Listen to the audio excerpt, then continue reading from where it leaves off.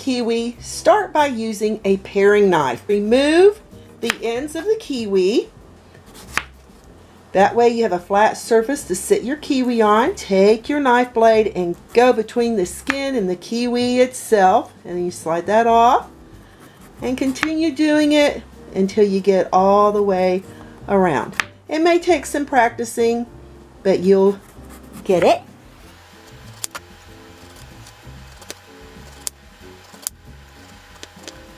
If you didn't get all the way to the end here, you can take your paring knife and just go around the edges like this to make sure you get all that brown skin off of your kiwi. No, I would not advise to eat the kiwi skin. Definitely stay away from it. Look how beautiful that is on the inside. I do about 1/4 of an inch thick slices.